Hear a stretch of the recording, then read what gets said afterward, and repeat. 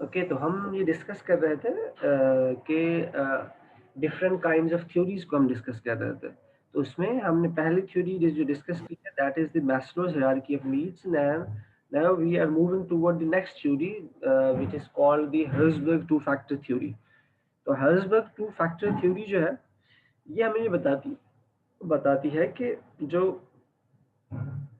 Employees को जो companies होती हैं उसमें दो किस्म के जो है फैक्टर्स होते हैं। एक का नाम जो है वो हाइजीन फैक्टर है और दूसरे का नाम जो है वो मोटिवेटर फैक्टर है। हाइजीन फैक्टर जो है वो आम तौर पर जो जॉब होती है एम्प्लॉइज को उस जॉब से डिससेटिस्फाइड करते हैं, और जबकि जो मोटिवेटर फैक्टर होते हैं वो जॉब को सेटिस्फाइड करते हैं। तो ये दो जो है डिफरेंट फैक्टर्स बताए हैं हर्ट्जबर्ग टू फैक्टर्स प्रिंसिपल थ्योरी ने। कि एक के मुताबिक कहता है कि ऑर्गेनाइजेशन में दो चीजें होती हैं, एक को हम कहते हैं मोटिवेटर फैक्टर्स और एक को कहते हैं हम हाइजीन फैक्टर। तो जो मोटिवेट फैक्टर्स होते हैं वो जॉब की परफॉर्मेंस को इंक्रीज करते हैं और जो हाइजीन फैक्टर होते हैं वो जॉब की परफॉर्मेंस को डिक्रीज करते हैं, यानी जॉब डिससेटिस्फैक्शन होती है उससे और मोटिवेशन से जॉब सेटिस्फैक्शन होती है। अब मोटिवेशन में क्या फैक्टर्स हो सकते हैं? अगर कंपनी जो है इन चीज़ों पर फोकस करे, जैसा कि एम्प्लॉइज की पर्सनल ग्रोथ पर फोकस करे, एडवांसमेंट पर फोकस करे, वर्क जो है स्टाइल पर फोकस करे, उसकी रिस्पॉन्सिबिलिटी प्रॉपर डिस्ट्रीब्यूट हो, उसको रिवॉर्ड एंड रिकग्निशन दी जाए, उसकी अचीवमेंट को सराहा जाए, तो ये सारे के सारे जो चीज़ें हैं वो मोटिवेटिंग फैक्टर्स हैं जो कि एम्प्लॉइज की को मोटिवेट करते हैं, जिससे जॉब सेटिस्फाइड होती है और एम्प्लॉय की परफॉर्मेंस बेहतर होती है। इसी तरह हाइजीन फैक्टर्स होते हैं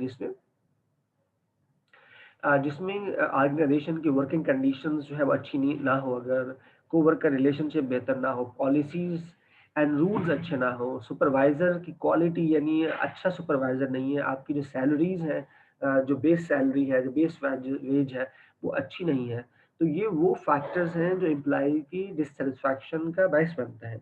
इसलिए जो है इसको हम हाइजीन फैक्टर कहते हैं। तो अभी हमने ये देखना है कि हमारी जो ऑर्गेनाइजेशन है वो इसमें से किन फैक्टर्स के ऊपर ज़्यादा जो है वो फोकस करती है और किस तरह जो है उन्हें लेकर आगे बढ़ रही है। तो इसका मतलब ये है कि हमारे पास जो फैक्टर्स हैं इसके हर्ट्जबर्ग टू फैक्टर थ्योरी को एक मोटिवेटर फैक्टर्स कहलाते हैं और एक हाइजीन फैक्टर। तो मोटिवेटर फैक्टर जो मैंने आपको बता दिए,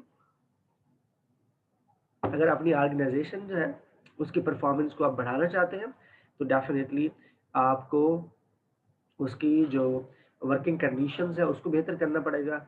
अचीवमेंट्स, रिकग्निशन, रिवॉर्ड्स, उसके ऊपर आपको तवज्जो देनी पड़ेगी। तो इसमें पहला पॉइंट है pay level is important, must meet minimum requirement to be considered as motivator.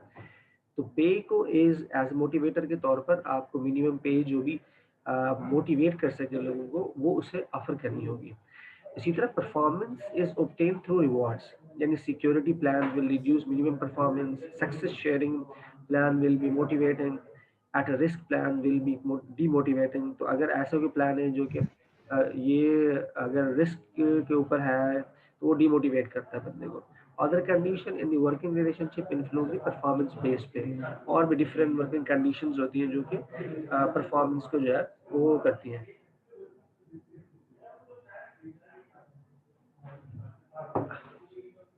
तो इसमें जो याद रखने वाली चीजें हैं वो दो फैक्टर्स हैं, एक मोटिवेटिंग फैक्टर्स और एक हाइजीन फैक्टर्स, और उसी की बेस पर पूरा फैसला होता है।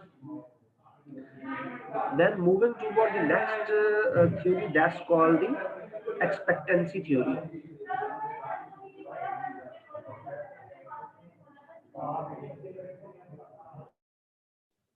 सर बहुत डिस्टर्बेंस हो रही है, पीछे आवाज बहुत आती है। ओके, तो एक्सपेक्टेंसी थ्योरी जो है बेसिकली इसके अंदर 3 इम्पोर्टेंट जो है वो फैक्टर्स हैं जिसको आपने याद करना है, देखना है। पहला है एक्सपेक्टेंसी थ्योरी, ये कहती है कि इंसान जो है वो 3 चीज़ों की बेस पर आम तौर पर जो है वो परफॉर्मेंस देता है। इसमें सबसे पहली चीज़ ये है कि जिसको वो एक्सपेक्टेंसी कहते हैं। दूसरी जो चीज़ है वो इंस्ट्रूमेंटैलिटी है और तीसरी जो चीज़ है वो वायलेंस है। अब वन बाय वन हम एक-एक को हम डिस्कस करेंगे।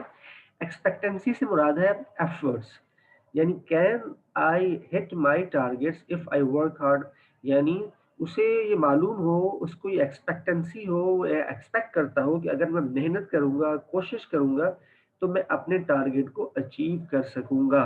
वो मेरे लिए वहाँ पे ये वर्क एनवायरनमेंट, रिसोर्सेज़ सारी चीज़ें अवेलेबल हैं और अगर मैं हिट करता हूँ, अगर मैं प्रॉपर काम करता हूँ, तो मैं अपने टारगेट को अचीव कर सकूँगा। तो अगर कोई बंदा शुरू से ही इस बात पर यकीन रखता है कि वो चाहे जितनी भी मेहनत कर ले, वो अपने टारगेट्स को अचीव नहीं कर सकता, तो इसका मतलब है वो पहले से ही डिमोटिवेटेड है और वो अपना काम नहीं कर सकता, या उसे मालूम है कि जो कंपनी है वो उसे रिसोर्स प्रोवाइड नहीं करेगी या उसे चांस नहीं देगी कि वो अपने टारगेट को अचीव कर सके, मुख्तलिफ वर्किंग कंडीशन की वजह से, रिसोर्सेज की वजह से, रिलेशनशिप की वजह से। ये वो चीज़ें हैं जिसकी वजह से आपकी परफॉर्मेंस जो है वो गड़बड़ करती है। तो इसको कहते हैं एक्सपेक्टेंसी।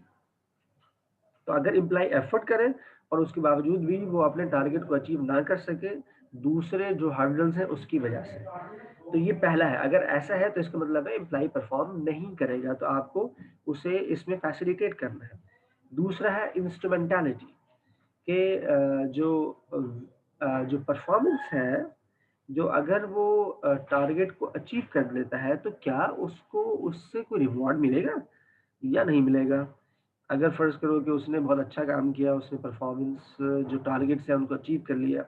अब पता चला जी उसको तो कुछ मिला ही नहीं, तो अगली दफ़ा तो उसने मेहनत नहीं करनी है, अगली दफ़ा तो उसने परफ़ॉर्मेंस शो नहीं करनी है। तो इसलिए जो परफ़ॉर्मेंस बेस्ड थ्योरी है उसके मुताबिक जो है ये क्या है कि अगर कोई बंदा अपने टारगेट को अचीव कर लेता है, तो उसके लिए रिवॉर्ड्स जो है वो मौजूद होने चाहिए। अगर रिवॉर्ड्स नहीं है तो इसका मतलब है कि वो परफ़ॉर्मेंस शो नहीं करेगा।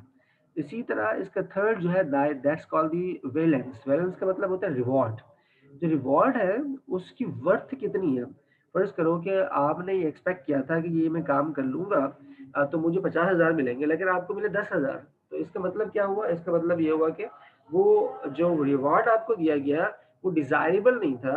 आप चाह तो बहुत ज़्यादा रहे थे, लेकिन उसके मुकाबले में आपको मिला बहुत कम, तो आप मज़ीद डिमोटिवेटेड हो जाएँगे। तो ये 3 एरियाज़ हैं जिनके ऊपर कंपनी काम करके अपने एम्प्लॉइज़ की परफ़ॉर्मेंस को बेहतर कर सकती है, जिसमें एक्सपेक्टेंसी, इंस्ट्रूमेंटैलिटी और वायलेंस। एक्सपेक्टेंसी से मुराद ये है कि अगर एम्प्लॉयी अपनी एफर्ट करता है, तो क्या वो अपना टारगेट अचीव कर लेगा? उसके पास वहाँ पे बाकी एनवायरनमेंट, बाकी चीज़ें इतना अच्छी हैं कि वो उसे करने देंगी।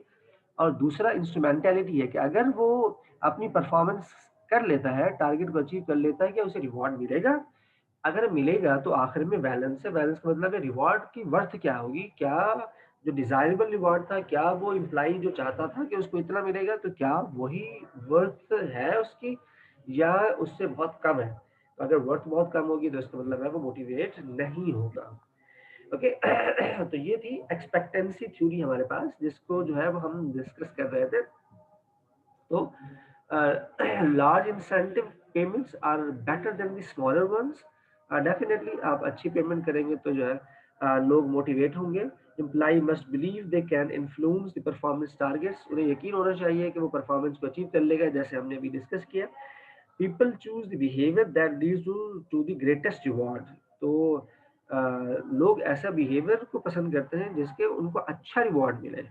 और identification of training and resource need required to meet the target level. उसके लिए वहाँ पर रिसोर्सेज अवेलेबल होने चाहिए, एसेंशियल रिसोर्सेज, जिससे वो अपने टारगेट को मीट कर सके। तो अगर आपका कोई सवाल हो तो आप जो है वो पूछ सकते हैं एक्सपेक्टेंसी थ्योरी के ऊपर, और हर्ट्जबर्ग टू फैक्टर थ्योरी, इसके ऊपर अगर कोई सवाल है तो आप पूछ लें, और अगर नहीं है तो फिर हम आगे बढ़ेंगे। If you have any question on these two, तो आप पूछें प्लीज।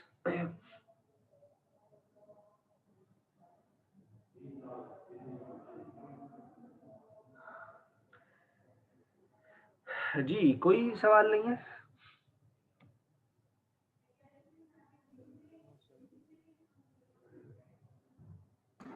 No sir. ओके, ठीक है जी।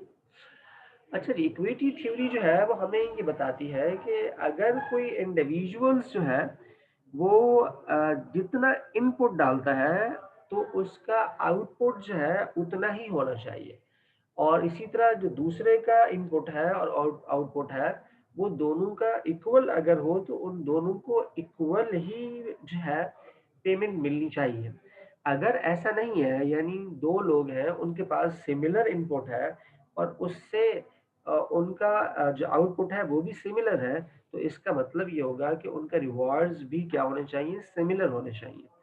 अगर एक का इनपुट दूसरे के बराबर है और उसका आउटपुट ज़्यादा है, तो जिसका आउटपुट ज़्यादा है डेफ़िनिटली उसके रिवॉर्ड भी ज़्यादा होने चाहिए। तो इक्विटी थ्योरी ये बताती है कि जो जितना एफ़र्ट करेगा उसको उतना रिवॉर्ड मिलेगा। जो जितना इनपुट डालेगा यानी जितना एफ़र्ट्स करेगा उसको उतना आउटपुट मिलना चाहिए। अगर कोई एफ़र्ट ही नहीं करता तो उसको आउटपुट भी नहीं मिलना चाहिए। आउटपुट से मुराद है रिवॉर्ड एंड रिकग्निशन की हम बात कर रहे हैं। तो अगर कोई बंदा एफर्ट करता है काम के ऊपर, वो अपना इनपुट डालता है, वो अपनी मेहनत करता है, सब कुछ करता है और उसके बाद अगर उसको रिवॉर्ड्स नहीं मिलते, तो इसका मतलब ये है कि वो अब आइंदा के लिए जो है, वो परफॉर्म नहीं करेगा। तो ये इक्विटी थ्योरी जो है हमें ये कहती है कि आप एम्प्लॉइज़ जो है, उसके अंदर फेयरनेस होनी चाहिए और जो आपके पास सिस्टम है, वो फेयर हो और लोग जो है, उस फेयर सिस्टम के ऊपर काम करें ताकि उनको अकॉर्डिंग टू दी उनकी जो मेहनत है, जो हार्ड वर्किंग है, उसके मद्दे मुकाबिल उन्हें जो है रिवॉर्ड जो है वो दिया जाए।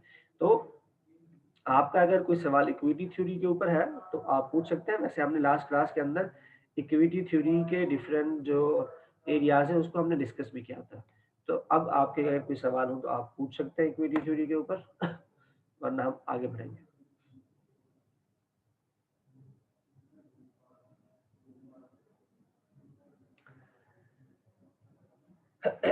जी, कोई क्वेश्चन इक्विटी थ्योरी के ऊपर?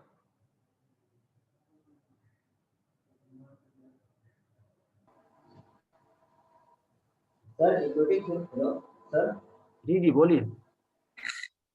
Sir equity theory individual basis की बात कर रहे हैं या कंपेरिजन बेसिस, मतलब एक बंदा जो है वो कहता है कि अगर जितना इनपुट आउटपुट जितना इनपुट मैंने किया था रिप्रेजेंट उसने उसने काम किया है, जितना काम आवाज़ मैंने आपकी किया था। आप आपकी लेकिन प्रॉपर आवाज़ नहीं आ रही मेरे को। सर हेलो जी, जी, सर, आप आवाज आ रही है? जी, जी। सर मैं कह रहा हूँ ये इक्विटी थ्योरी इंडिविजुअल बेस की बात कर रहे हैं या कंपेरिजन बेस की बात कर रहे हैं? मतलब एक बंदा जो है वो कहता है कि जो मैंने काम किया है अगले बंदे ने भी उतना ही काम किया है लेकिन हमें रिवार्ड मुख्तलिफ मिले, it is called this is equity theory जी, कहती जी, है। बिल्कुल। इक्विटी थ्योरी का मतलब यह है कि आप 2 लोग हैं जो एक कंपनी में काम कर रहे हैं, एक पोज़ीशन के ऊपर और उनको सिमिलर टास्क असाइन किए गए हैं और जो है एक बंदे ने वो टास्क अपनी एफर्ट करके बड़ी जल्दी कंप्लीट कर लिया और अच्छा कंप्लीट कर लिया और दूसरे ने लेट कंप्लीट किया है। तो जो पहले टारगेट अचीव कर ले ले रहा है, उसका हक ज़्यादा बनता है, उसका ज़्यादा रिवार्ड होना चाहिए और जो लेट परफ़ॉर्म करता है, उसका रिवार्ड कम होना चाहिए। ये है इक्विटी थ्योरी। अगर दोनों ने बराबर परफॉर्म किया है तो दोनों का टास्क बराबर रिवॉर्ड बराबर होना होना चाहिए। ये मतलब है। ठीक है। ओके। ओके, तो और किसी का कोई सवाल?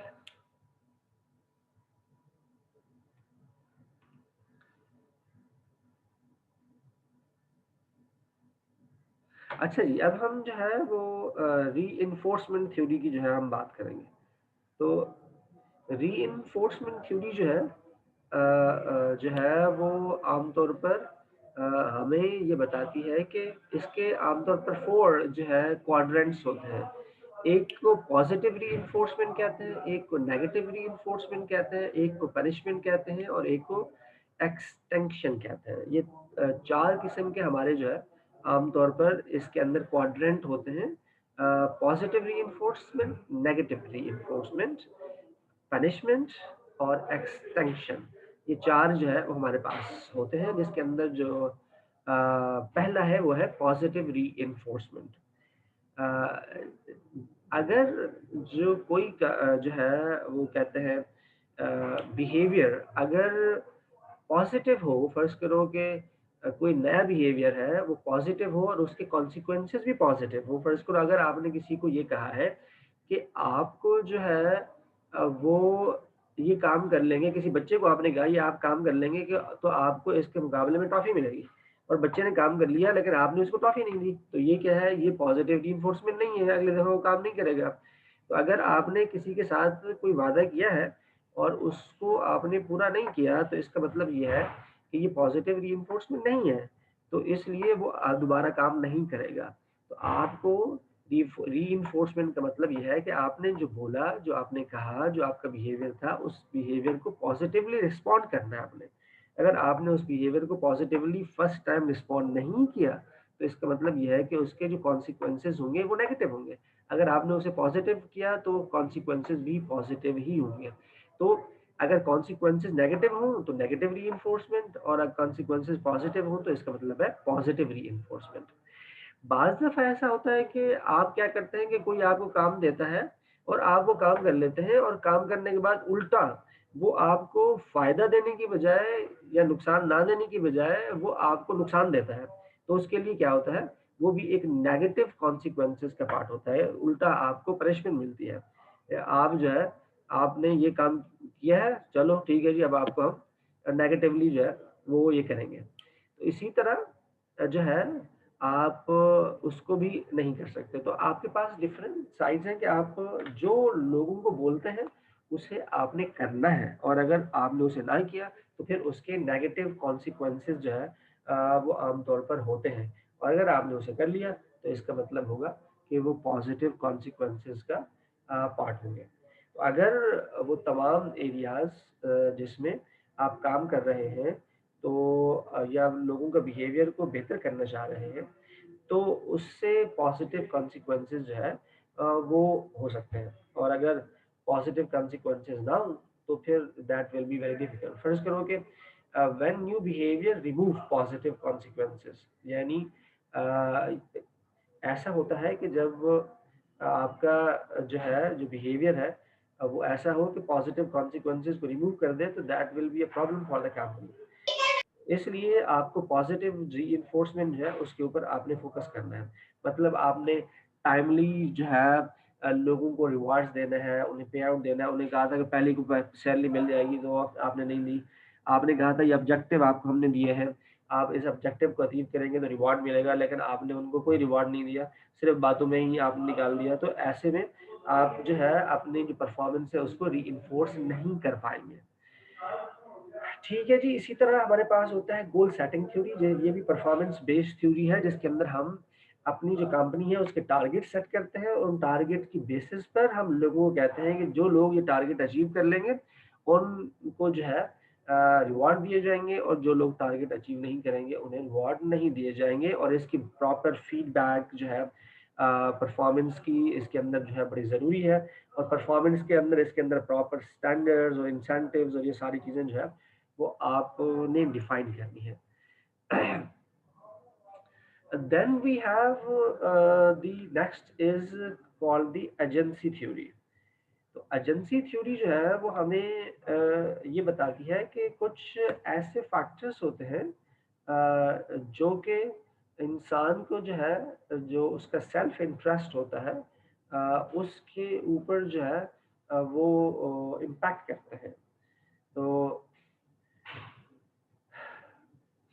वो जो है वो इम्पैक्ट जो है वो कंपनी के लिए एक प्रॉब्लम क्रिएट करते हैं। जैसा कि कोई अदर फैक्टर में ये फैक्टर हो सकता है कि जो एम्प्लॉयर है वो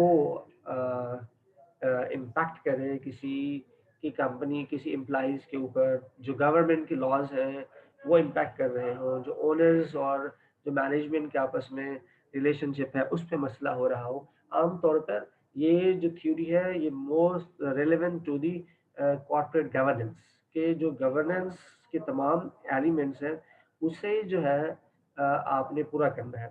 और वो गवर्नेंस के अगर एलिमेंट सारे के सारे पूरे नहीं होंगे, तो इसका मतलब है लोग परफॉर्म नहीं करेंगे। तो लोगों की परफॉर्मेंस अगर आपको चाहिए, तो अदर फैक्टर्स जो एम्प्लॉइज के ऊपर जो है वो इम्पैक्ट करते हैं, उन्हें कंपनी को जो है वो कंट्रोल करना होगा। और एक अच्छी वर्किंग कंडीशन जो है वो लोगों को देनी होगी ताकि वो ऑर्गेनाइजेशन के जो गोल्स हैं उन्हें अचीव कर सकें। ठीक है जी, ये कुछ थ्योरीज थी जो हमने डिस्कस की हैं। अब आप अगर आपको क्वेश्चन हो इन थ्योरीज के ऊपर तो आप वो क्वेश्चन पूछ सकते हैं, अदरवाइज फिर हम आगे मूव करेंगे नेक्स्ट उसकी तरफ। सर रीइंफोर्समेंट को थोड़ा सा जरा दोबारा एक्सप्लेन कीजिएगा। जी, रीइंफोर्समेंट का मतलब यह है कि आप अक्सर जो है बच्चों से ये वादा, छोटी एग्जांपल मैं देता हूँ कि बच्चे को आप कहते हैं यार इधर मेरे पास आओ, मैं आपको टॉफी दे रहा हूँ, तो वो आपके पास आता है तो आप उसे टॉफी नहीं देते बल्कि थप्पड़ मार देते हैं। तो आपका क्या मतलब है, दोबारा आएगा आपके पास? वो नहीं आएगा। इसका मतलब ये है कि उसे ये पता चल गया है कि आप जो वादा करते हैं उस वादे को पूरा नहीं करते। तो अगर आप वादा करें और वादे को पूरा ना करें तो इसका मतलब है एम्प्लॉइज को ये पता चल जाता है कि ये जो भी बोलता है ये झूठी होता है, लिहाजा इसकी बातों में यकीन करने की कोई ज़रूरत नहीं है और कोई परफॉर्मेंस देने की ज़रूरत नहीं है, जो काम जैसे चल रहा है उसको वैसे ही चलाए। तो सर ये नेगेटिव रीइंफोर्समेंट हुआ ना, ये नेगेटिव रीइंफोर्समेंट हुआ। अगर आपने एक बच्चे को कहा कि आप मेरे पास आओ और मैं आपको एक टॉफी दूंगा, तो आपने एक की बजाय 2 टॉफियां दे दी, तो इसका मतलब ये है पॉजिटिव रीइंफोर्समेंट है। और एक भी अगर दे देंगे फिर भी पॉजिटिव रीइंफोर्समेंट है। और ऐसी सूरत हाल में क्या होगा कि बच्चा आप दोबारा जब बुलाएंगे उसे टॉफी का, तो वो आपके पास भाग कर आएगा कि ये वो अंकल है, ये जो वो टॉफी भी देते हैं और झूठ भी नहीं बोलते, तो आपके पास वो भागा भागा आएगा। ठीक है, तो ये पॉजिटिव रीइंफोर्समेंट है। जो वादा करें उस वादे को अगर आप कंपनी पूरा करती है तो इसका मतलब है दोबारा भी लोगों से जो काम आपको लेना होगा वो लोग टाइम पर आपको करके देंगे। अगर आपने उनके वादे पूरे नहीं किए तो लोग फिर दोबारा जो काम असाइन करेंगे वो कभी भी नहीं करके देंगे। ठीक है, ठीक है सर, ये 2 टाइप्स हैं रीइंफोर्समेंट के। हाँ, ये नहीं, टाइप्स तो बहुत सारी है इसकी, 4 टाइप्स की रीइंफोर्समेंट है। तो अभी फिलहाल आप इतना जो है वो याद रखें कि पॉजिटिव रीइंफोर्समेंट होती है और नेगेटिव रीइंफोर्समेंट। ठीक है, यस, एनीवन एल्स?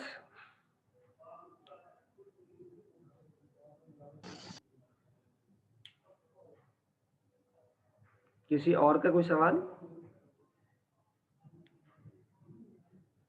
कोई सवाल नहीं? ठीक है जी, ये वो थ्योरीज हैं जो कि मोटिवेशन की थ्योरी है और ये सारी थ्योरी परफॉर्मेंस बेस्ड पे के लिए इस्तेमाल होती हैं कि अगर ये सारी चीज़ें आप करेंगे तो जो एम्प्लॉइज होगा वो आपको एक अच्छी और प्रॉपर परफॉर्मेंस देगा, अगर आप नहीं करेंगे तो नहीं देगा। अब इनमें से इतनी सारी ये जो थ्योरीज है, इन थ्योरीज में से आप कौन सी थ्योरी जो है अपनी ऑर्गेनाइजेशन में इम्प्लीमेंट करना चाहते हैं वो भी एक है। इसमें एक थ्योरी और भी रह गई है जिसको हम थ्योरी एक्स और थ्योरी वाई भी कहते हैं।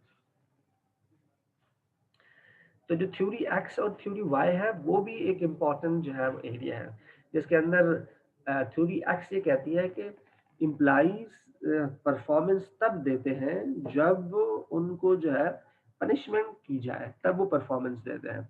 और वाई थ्योरी ये कहती है कि एम्प्लॉइज को जब आप मोटिवेट रखेंगे तो उनको इंसेंटिव्स देंगे तो वो परफॉर्म करेंगे, उनको रिवॉर्ड एंड रिकग्निशन देंगे तो परफॉर्म करेंगे। और दूसरी वाई एक्स वाला जो है वो पनिशमेंट है कि आप पनिशमेंट नहीं करते रहें तो ये काम करेंगे, अगर पनिशमेंट नहीं करेंगे तो काम नहीं करेंगे। ये भी एक थ्योरी एक्स और थ्योरी वाई जो है वो मौजूद है। तो ये डिफरेंट काइंड्स ऑफ थ्योरीज हैं जो कि हमने अभी स्टडी की, जो कि परफॉर्मेंस से रिलेटेड है। आपको अगर एम्प्लॉइज की परफॉर्मेंस लेनी है तो इनमें से किसी भी एक थ्योरी के ऊपर आप बिलीव करके आप लोगों से परफॉर्मेंस जो है वो ले सकते हैं।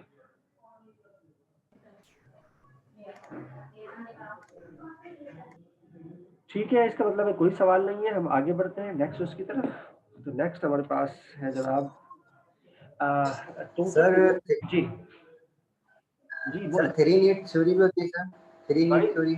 Sorry, 3 needs theory, 3 needs theory.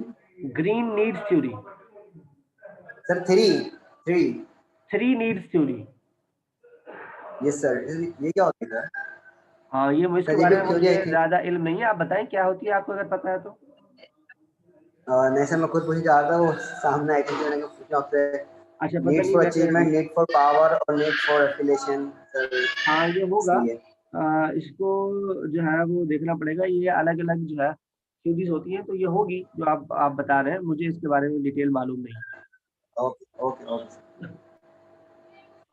Okay जी, हमारे पास है component of total reward systems, जिसके अंदर जो है हमारे पास जो है वो कंपनसेशन एक टर्म इस्तेमाल की जाती है, जिसके अंदर वेजेस, कमीशंस, शॉर्ट और लॉन्ग टर्म इंसेंटिव्स होते हैं। तो ये कंपोनेंट्स हैं जो टोटल रिवॉर्ड का पार्ट होते हैं। बेनिफिट्स होते हैं जिसमें जो है वेकेशंस आपको मिल जाती हैं, हेल्थ इंश्योरेंस वगैरह, ये सारे बेनिफिट्स हैं जो आपको मिल जाते हैं। सोशल इंटरेक्शन होता है जो कि फ्रेंडली वर्क प्लेस आपको जो है कंपनी देती है, तो वो भी एक किस्म का रिवार्ड का कंपोनेंट है। सिक्योरिटी है जिसमें स्टेबल, कंसिस्टेंट और पोजीशंस एंड रिवार्ड्स। तो security related to the job भी है और security related to the work place भी है, तो दोनों इसके अंदर शामिल हो सकती है। स्टेटस है जिसके अंदर आपको रिकग्नाइज किया जाता है, आपकी रिस्पेक्ट की जाती है, आपकी प्रोमिनेंसी टू द वर्क जो है वो होती है, लोग आप समझते हैं यार फलां कंपनी में काम करता है, तो this is also one kind of respect और द स्टेटस। फिर वर्क वैरायटी होती है जिसमें opportunity to experience different things, यानी वो लोग ऐसी कंपनी जो कि सिर्फ एक ही काम में सुबह से लेकर आप टाइपिंग करते रहे, तो आमतौर पर लोग डिमोटिवेट हो जाते हैं कि भाई ये तो सिर्फ टाइपिंग में ही इन्होंने गुजारा कर रखा है, तो टाइपिंग ही जो है ये करवाते रहते हैं, कोई और डिफरेंट काम नहीं देते। तो जितना काम डिफरेंट आप लोगों को देंगे वो उतना आमतौर पर मोटिवेटेड जो है वो होते हैं, तो डिफरेंट चीज़ों का एक्सपीरियंस उनको दें। वर्क लोड है, राइट अमाउंट ऑफ वर्क होना चाहिए, बहुत ज़्यादा नहीं होना चाहिए, बहुत कम भी नहीं होना चाहिए। अगर ज़्यादा होगा तो भी मोटिवेट होंगे लोग, अगर कम होगा तो भी वो अपनी परफॉर्मेंस को प्रॉपर नहीं दे सकेंगे। इसी तरह वर्क इम्पोर्टेंस है जिसमें जो काम वो कर रहा है वो उसकी सोसाइटी में क्या इम्पोर्टेंस है, क्या बुरा काम समझा जाता है, अच्छा काम समझा जाता है, तो वो भी एक जो है वो रिवॉर्ड का पार्ट होता है। अथॉरिटी, कंट्रोल और ऑटोनॉमी, अगर आप किसी के ऊपर इन्फ्लुएंस कर सकते हैं, किसी को आप कंट्रोल कर सकते हैं, कि आप सुपरवाइजर हैं, आपके पास अथॉरिटी है, आप फैसला ले सकते हैं, this is also one kind of reward.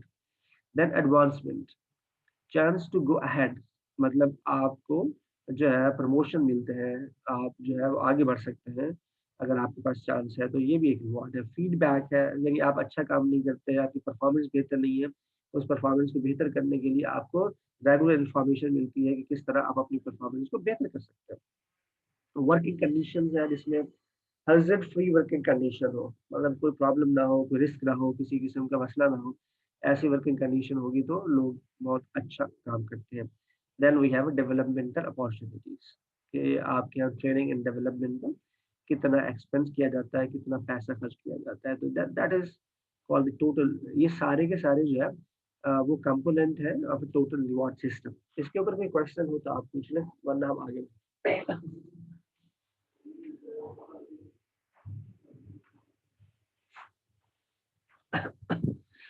Okay, कोई सवाल नहीं है तो हम मूव करते हैं नेक्स्ट स्लाइड की तरफ। वेज कंपोनेंट क्या होता है, ये हम लास्ट क्लास में वैसे भी डिस्कस कर चुके हैं, लेकिन हम इसके अंदर और मजीद इसको हम डिटेल में डिस्कस करते हैं।